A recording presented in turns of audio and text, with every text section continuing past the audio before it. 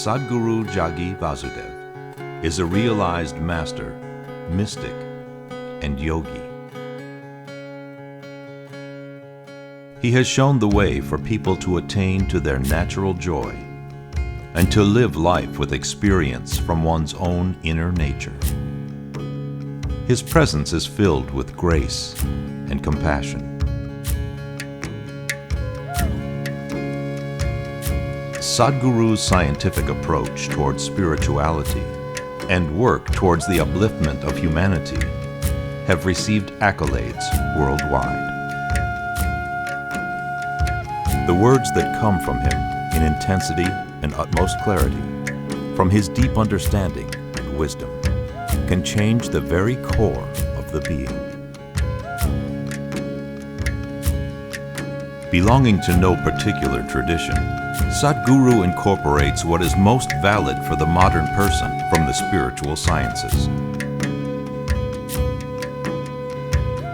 His work, an outpouring of his blissfulness, finds expression in the form of a ceaseless offering to help all beings. Available to all who are willing, Sadhguru's life is an invitation to the divine through individual transformation.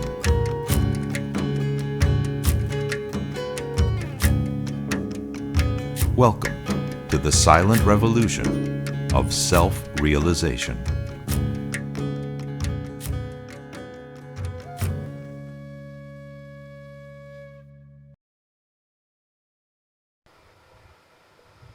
In every culture, anything beyond the normal perception of life, anything beyond the normal day-to-day happenings means it's an opportunity to ask and receive things which are not normally available to people. The Santa Claus of the West, who is bag full of gifts, or the traditional 3 boons of India. Whenever God appears, he offers you 3 boons, you can ask him what you want.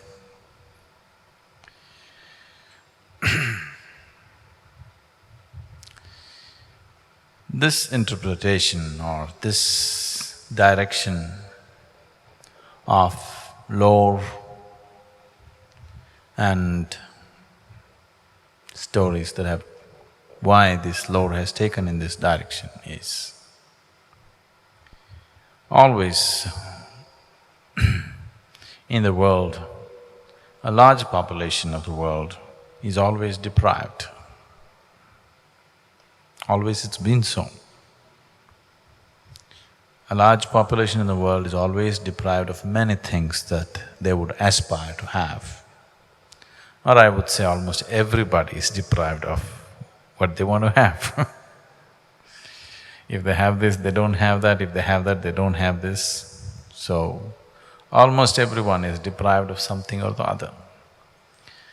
So if a new possibility arises, the first thing is to ask. And if anybody is of any worth, he's supposed to give. I know there are various people,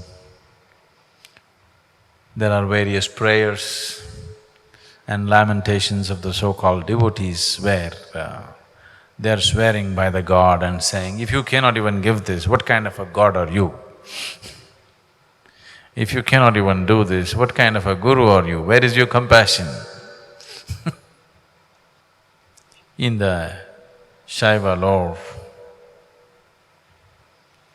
Shiva narrates many stories and incidents to highlight the limitation, to highlight the trouble that one can get into just by giving indiscriminately. The trouble that both the giver and the receiver can get into by simply giving somebody something that… for which they are not yet there. If they had evolved their life to a point, to that which they are desiring, it would anyway happen. But before they reach there, they want to have it. Before you evolve yourself to a point where you're ready to receive something, if you receive something, the great gift may become a great curse. There are any number of people on the planet who manage to somehow manipulate situations to get something that they want and suffer immensely because of what they received. They would be better off with the desire, but by fulfilling the desire, they get into deep trouble. So both the giver and the receiver can be in a lot of trouble simply by giving something or by receiving something for which they are not ready. Many times, human beings, once they attain to a certain level of attainment, they have an urge to be overly compassionate. Misplaced compassion always comes from your ego. You want to be the most compassionate person on the planet. Wherever anybody needs anything, reach out. This is not coming from any kind of understanding or wisdom or awareness. This is coming from wanting to be the best or the most. You know, whatever you do, you want to be the most. Wherever you go, even if people say, "I'm stupid," people want to say, "I am the most stupid person in the world." Even there they want to stand first. Somehow they want to be the best, one way or the other. I want to be the most intelligent or I want to be the most stupid. I don't want to be lost in between. I don't want to be ordinary, I want to be somehow special. So you want to be the most compassionate. This problem is there among people. They want to be the most compassionate.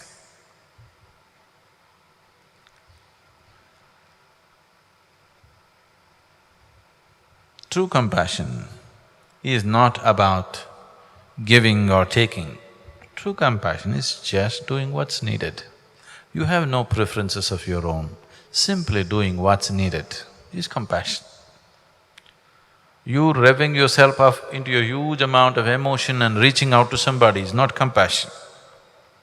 This is just self-satisfaction, devious ways to fulfill yourself. Compassion is possible. Genuine compassion is possible when there is nothing to fulfill in you, you're just doing what's needed.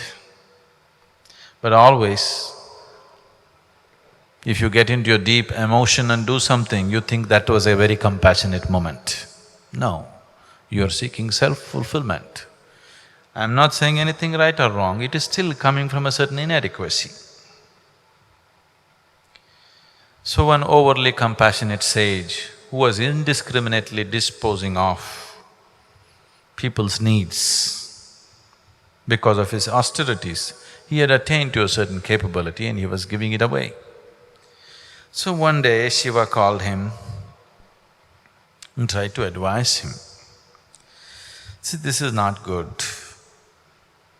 The way you are dispensing gifts and boons to other people, this will not bring well-being to you or to the people whom you give.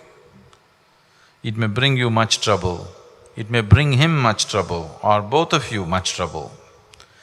So, stop giving these boons. People come and ask, it's okay, you don't have to give.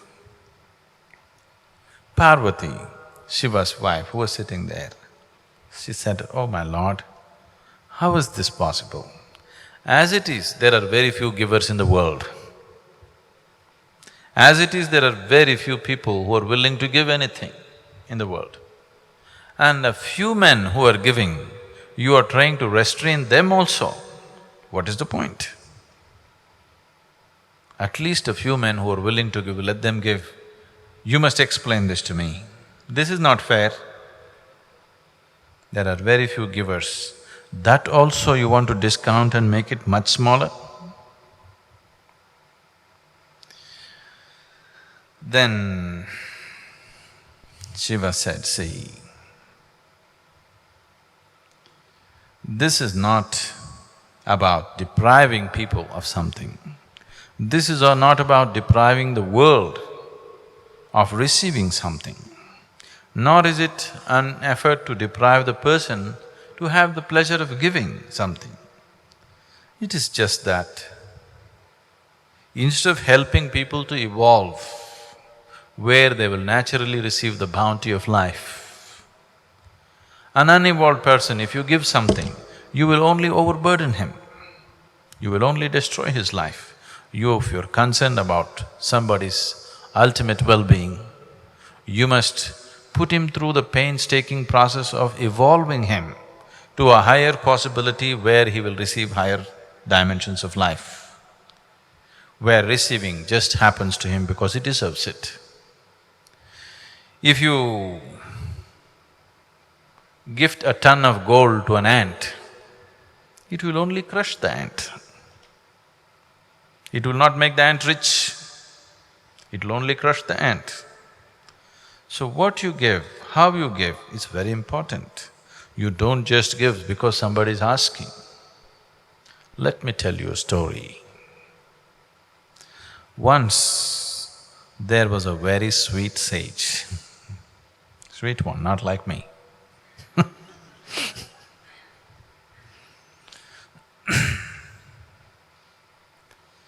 And he sat in his cave in the mountain and was into very stringent austerities, eating simple food, always focused on his sadhana. One day a king came hunting in the forest, then he found this cave, came inside and saw the sage totally absorbed in his meditation. He bowed down to him and he was thirsty, he wanted to drink water. He looked around, there he found a real mean-looking vessel, a real mean-looking vessel. We don't have such a thing in the ashram. We dispose of the mean-looking ones, whether they're vessels or people or whatever.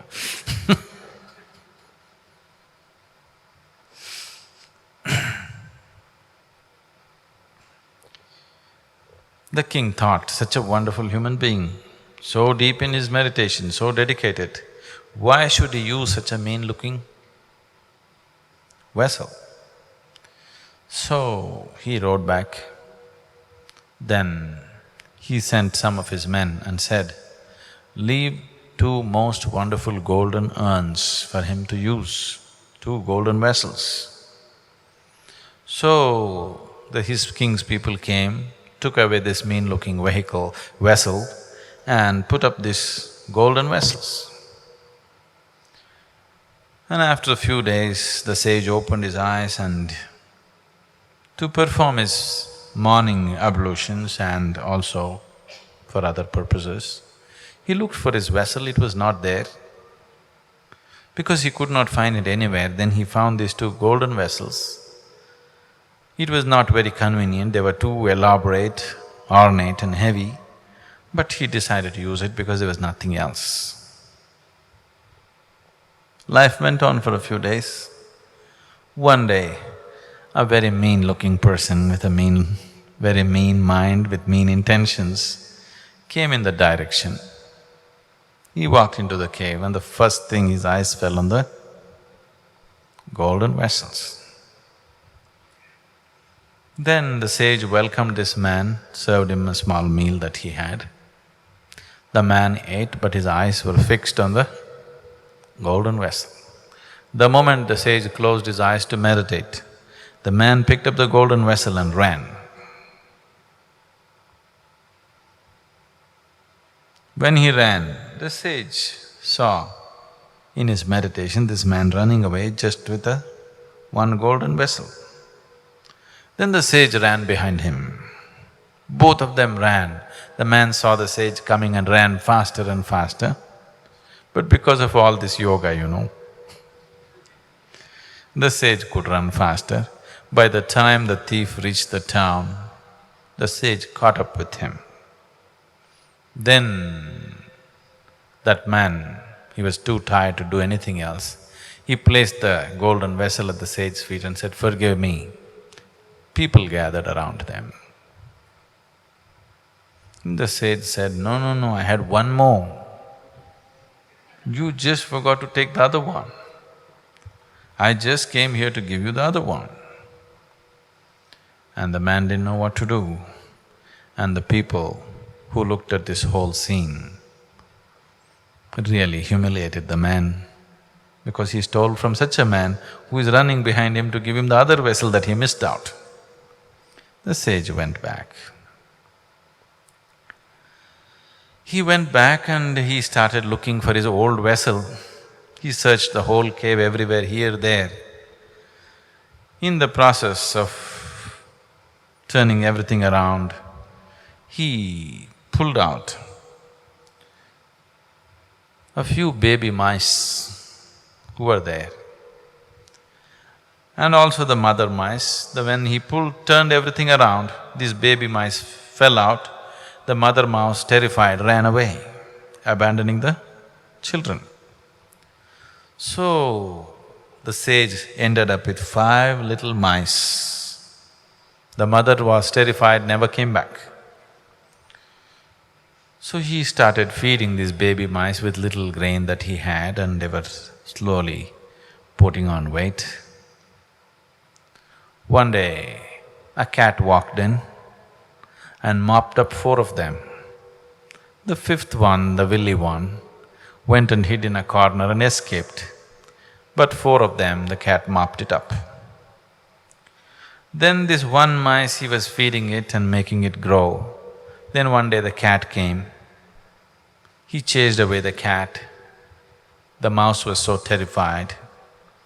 So the sage, out of his compassion, thought, "How long can I protect this mouse? Every time the cat comes, I'll have to open my eyes, I have to come out of my meditation. This won't work." Out of his siddhi, out of his capabilities, out of his sadhana that he has done, he decided to turn this mouse into a fierce cat. So the mouse became a cat. So the other cat stopped coming because here there is a fierce cat. After some time, a wild dog came looking for the cat. Then he chased away the wild dog, but the wild dog hung around, waiting for an opportunity to get the cat.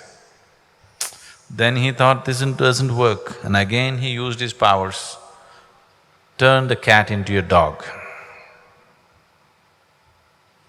Then the dog was fine for some time, and the dog likes to roam around. One day he came running into the cave with a tail in between his legs. When the sage saw a panther was chasing the dog, he stopped the panther, chased away the panther. Then he sat there and thought, this is getting too troublesome. Every time I close my eyes, either I have to protect a mouse or a cat or a dog or something. So he decided the best thing is to turn this into a lion. He'll be the king of the jungle. Then I can turn him loose in the forest, he will be safe. I will have no problems. So he turned this dog into a big lion. Now the lion roamed about the forest. When he walked, every other animal ran away seeing the lion. But though this was the body of a lion, it still had the heart of a mouse. He was feeling very diffident. If they come to know that I am just a mouse, what will they do to me? He was always going through this struggle. Many people are going through this. They are in the society, in the world, they are like lions, but inside they are like mice. They are constantly struggling within themselves, always. Whenever a person he is placed in a situation which is beyond his writ or want, then that person will suffer so much insecurity and fear. Because of this fear, in his mind, so many evil thoughts will arise. This happens every other day in the world, all the time it's happening. It happens here also in the ashram. If you give somebody which is beyond their want, if you give somebody which is beyond their capabilities, if you give somebody beyond what they deserve, suddenly they become so mean-minded because somewhere inside they are small, they have to put on the big act. Now they will start thinking all kinds of nonsense. So this lion was feeling very insecure. He's a lion as far as the world is concerned, everybody is afraid of him, but within himself he's a mouse. Then he thought, the only other person who knows that I am a mouse is the sage.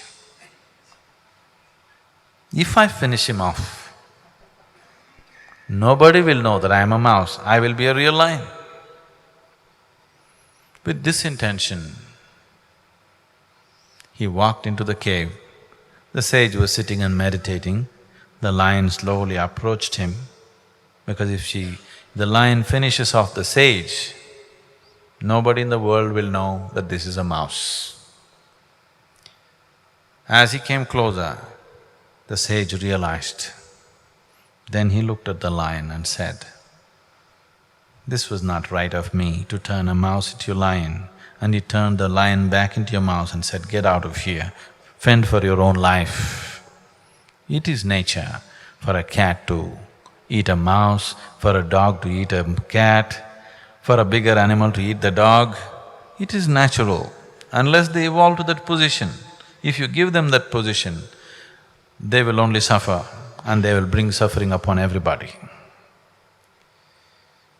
So Shiva went on with this story and he went further. I will stop here. Now, this traditional, what to say, temptation that they have created in people. If you ever see a holy person, if you ever see a sage or a saint, first thing is ask for what you want, it will happen. I'm telling you, never ask, because if he is wise, he will not give. But sometimes he is just in a state where he says, okay. If he says, okay, you're in trouble, because you will get something that you're not ready for. If you get things that you're not ready for, life doesn't become better. Life only becomes turmoil in so many ways. So when you sit in a certain space, when you sit in a certain energy, if you notice a certain person or a place is creating a certain level of energy, it seems to be a little bigger possibility than what you are. That is a time when you don't think of anything, when you don't ask for anything, you simply sit. If you simply sit, you will get the necessary nutrient to evolve very fast, to mutate from one dimension to another. Once you grow into a certain possibility, everything that is possible in that dimension will anyway happen to you. If you do not grow into that possibility but just aspire for that, then you're just bringing heaps of trouble upon yourself. So meditation, temple, dhyana linga, or sitting with a guru is not a time to ask. It is a time to imbibe and allow this one to evolve into a higher possibility, so that if it evolves, what has to happen to it will anyway happen.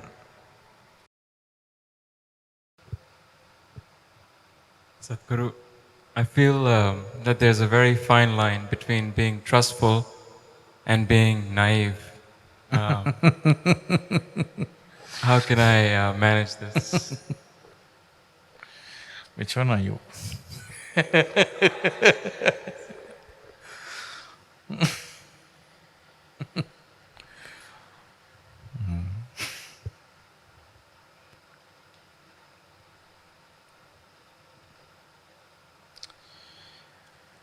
Right now,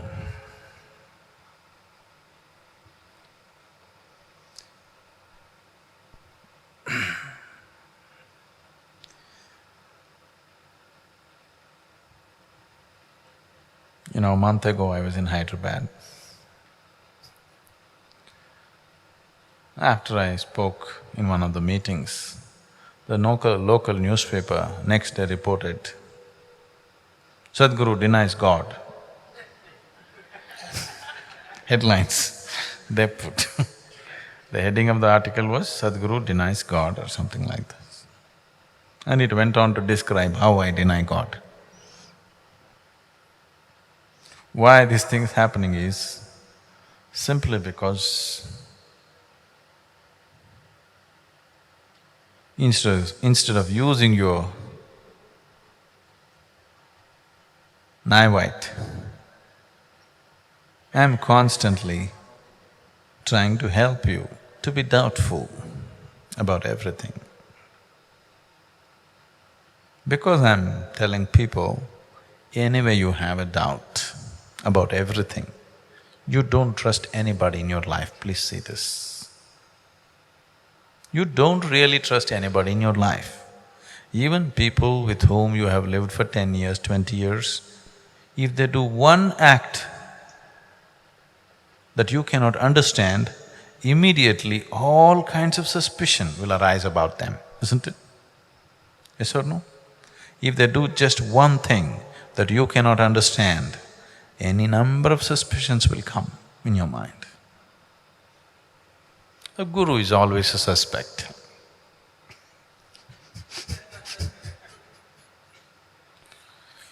So naturally there are more suspicions about him than anybody else. Unfortunately, that's the reality. That is why the possibility which is so close is so far away. So I'm not asking you to be trustful, I'm always asking you to doubt. Doubt is fine with me, but suspicion is a sickness. Doubt means you're looking as to what is the truth. Suspicion means you made a conclusion about it. Doubt means you don't know, you're looking. That is a good state to be, you're looking constantly.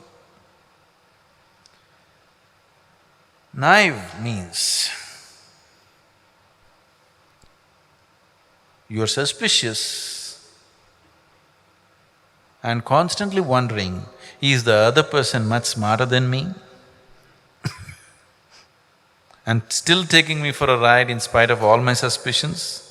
These people think they are naive, they are actually suspicious. But they're constantly wondering that the other person may be so much smarter than them and still taking them for a ride. Isn't it so? There is no really naive person in the world. They are suspicious people who are dumb. Dumb and suspicious. Suspicion is not intelligence. In fact, the lower the level of your intelligence, more suspicious you are in your nature. Somebody who's intelligent naturally trusts people around him, at least in the day-to-day affairs. People who have a small mind are suspicious about everybody around them. Have you noticed this? The less intelligent they are, the more suspicious they are always. Because they can't figure out one thing from the other, they're constantly afraid that somebody will misuse them. They're constantly fear that somebody is going to take them for a ride. So, they will be very suspicious, but they're clueless. So, they call themselves naive. They're not naive. They're suspicious, but with the brains of a caterpillar. Now, the question is, How do I know whether I'm being taken for a ride or not? Let's come directly to it. Isn't it? That's a question, isn't it?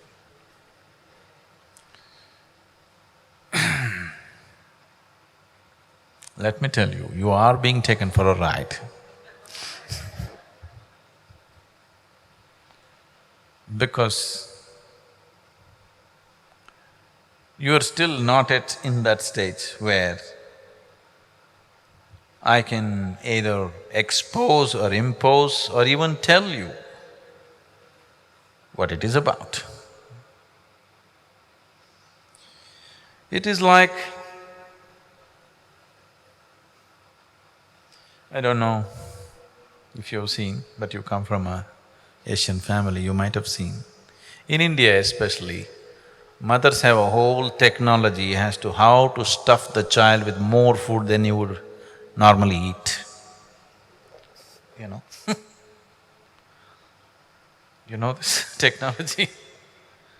Now they will take so much rice and whatever in the plate.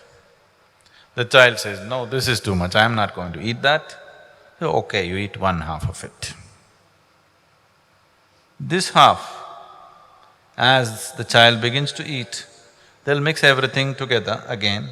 Let's say the child has eaten half of this half, then they'll mix this thing together and then again make it… Child says, no, it's too much, so again make it half. Okay, only half I'll give you, again make it half. Like this they will go on doing, and in the end, showing Kakama, Govama, Chandamama, this one, that one, you know, all kinds of distractions. And unknowingly the child will eat up the whole plate full of rice. Definitely, the mother is taking the child for a ride, isn't it? Yes? Similarly, the Guru is also constantly taking his disciples or devotees for a ride. Because if you really tell them what they're supposed to swallow, they will just say, this is impossible, and they will run away. So, because you like everything in installments, I'm taking you for a ride in installments. But it'll never happen in installments. It is whole or nothing. But your willingness comes in installments. Do you see, the first day you arrived at the introductory, what level of willingness you were, and today what level of willingness you are? Slowly we've taken you for a ride, isn't it? Making you little more willing, little more willing, little more willing. The way I'm talking to you today, if I had spoken to you on that day, you would have left, never to see my face again. Isn't it so? So we are taking you for a ride.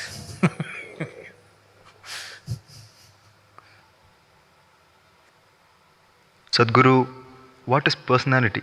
How does one develop it? If you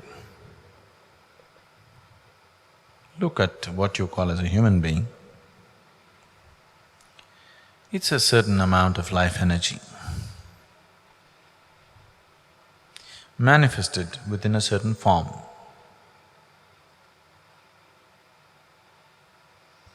As there is a physical form, there is also an energy form to complement that. But that also is a structured form. The more and more one develops his personality, personality means the more and more you identify yourself with certain limited qualities in life, you become a strong personality. You have very strong sense of what is right and wrong, you have very strong sense of what you like and dislike. All these things establish your personality. This makes you rigid. With this rigidity, in the physical spheres of life, you can push your way through because you have a strong personality. All the time, today especially, if you or planning to become something in the world, let's say you want to become an executive, you want to run a corporate whatever, or you want to start your own business, people are telling you, you must believe in yourself. You must tell yourself, I'm great, I can do it, kind of things. You're trying to establish your personality so that you can push your way through in the world. Some kind of physical success in the world, some kind of success which is socially relevant could be achieved by having a strong personality. Now, when we say a spiritual process, we are trying to dissolve this personality, because the stronger your personality, the more rigid your energies become. The more rigid your energies are, less the possibility of you transcending into higher dimensions of life, because you are sort of concretized yourself with your likes and dislikes, opinions, ideas, philosophies, whatever. So, a spiritual process means we are trying to dissolve all that you created. First of all, to understand why we are trying to dissolve this is, why did you construct something? Simply because somewhere you never tasted the basis of who this is. You never experienced this one, so you are trying to build a false entity which will somehow survive. Somewhere you felt so inadequate as a being that you're trying to become some kind of a person with some strength. Because you never tasted the strength of this being, now you're trying to taste the false strength of your personality. Because there is such a deep insecurity of being not worthwhile, you're trying to make yourself worthwhile by building a personality. And these personalities, what kind of personality you build is subject to so many inputs that you take in your life, is subject to what you're exposed to, your culture, your religion, your family, your education. All these things are playing a role in building your personality. As I said, it's socially relevant, it has no life relevance. Your personality cannot go anywhere. It can go to the office, it can go home, it can go on the street, but it has no place to turn inward. It cannot touch any other dimension of your life.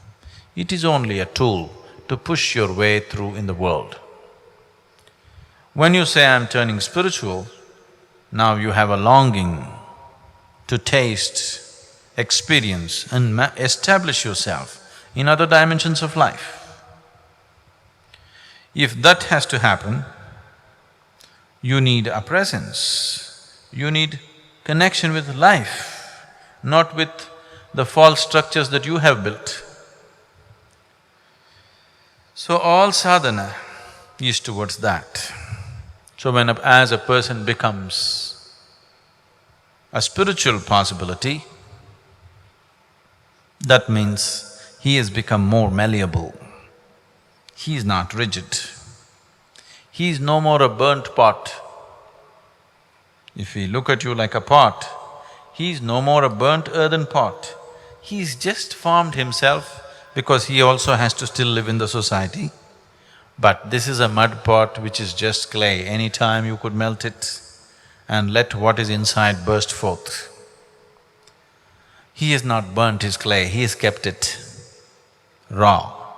Any moment you want, if he just dips himself into the water, he will be gone. You make a pot out of the earth, if you don't burn it, if you just dip into the water, 2 minutes and try to take it out, nothing will come with you, it's all gone. But if you burn it, if you keep it there for 10 years, still it won't go, it is right there. So what you're doing in terms of building a personality is the form that is necessary to survive in this existence. you are concretizing it. Spirituality means you are deconcretizing it so that it is malleable. You still maintain a form, you still play around with a personality, but it is not you. Any moment you want, you can just drop it. Now you can enjoy your person also, but above all, you enjoy your presence.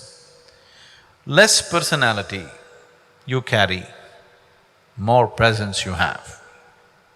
More personality you carry, very little presence you have. So, all sadhana is towards this, to dissolve the personality and enhance the presence of life in you. Sadhguru, what is desire? Buddha says we must give up all desire. How to do it? Do you want to know the answer? Do you want to know the answer? Yes? Do you have a desire for it or no? Do you have a desire to know this answer or no? Yes. So the very basis of everything that you are is desire, isn't it? If somebody says, give it up, just because somebody says, give it up, can you give it up? All you will end up with is, you will have a huge desire to give up all desires. I don't want to have any desires. Is that also a desire? Yes or no? Is that also a desire? So tell me, what will you do without a desire? Your very existence is desire, isn't it? Yes. This heart is beating, this breath is happening, the body is functioning, every cell in the body is pulsating right now because there is an enormous amount of desire in everything. Otherwise, it cannot exist. So what you call as life and what you call as desire is not different. If you drop your desire, you'll drop your life. Are you ready? No. No. So you have a desire to live, obviously. So don't take up philosophies which are against the very basis of your life by misunderstanding somebody who lived here 2,500 years ago. You did not listen to Buddha. You read all those books that stupid scholars wrote about him. 2,500 years later, see already what was said just a month ago in the class, it has changed color in your utterance. 2,500 years later, if you talk about me, you know how you'll interpret me? So many distortions will happen, isn't it? So, Gautama could not have said something so stupid as drop your desires. He's an intelligent man, obviously. He knew his way to the beyond. He taught the way to the beyond to thousands of people. So he cannot say such a stupid thing as drop your desire, because wanting to drop my desire itself is desire, isn't it? He won't say such things. Let us not dig up his grave and make him roll around. It's not necessary. Too much misinterpretations have happened to all the Buddhas, the Krishnas, the Ramas, the Jesuses. Too much misinterpretation has happened. That's why I'm saying, don't bother about those people. You don't have to bother about them because they lived wonderfully. You only have to do karmas to those people who lived badly, isn't it? Yes? Like your father or grandfather, you have to perform karmas to slowly push them to heaven because they must have lived badly. You don't have to do any karma to Gautam Buddha or a Krishna or somebody else because they know their way. They know their way here, they know their way beyond. You don't have to do anything to them. So leave them alone. If they have inspired you to come here, their job is done. They cannot do anything more now. If their stories have inspired you to seek a spiritual process, that is good. Nothing beyond that they can do. So let us not interpret them or misinterpret them now. You look at it from your own intelligence. If you look at it from your own intelligence, can you see that no desire, no life? Yes or no? Yes. So let's proceed from there. Now, all the desires that you desire, will they be fulfilled? Cannot be. So many of them will naturally be unfulfilled. So desire is not the source of misery. Unfulfilled desire is the source of misery. Desire, when it's fulfilled, it's a source of joy, isn't it so? The only joy that you know is fulfilling desires. Is that so? The only joy that you know in your life is fulfilling desires, isn't it? And the only misery that you know is unfulfilled desires. So, what you call as desire seems to be falling both ways. The source of your joy is desire, the source of your misery is desire. I'm telling you, the source of your very life is desire. So you cannot destroy the desire and have a wonderful life.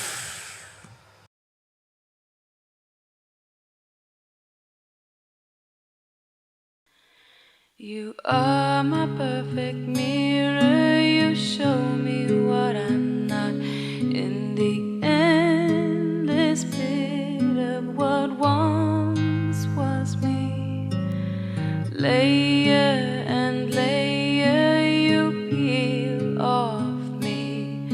The pain it is, but the joy it brings.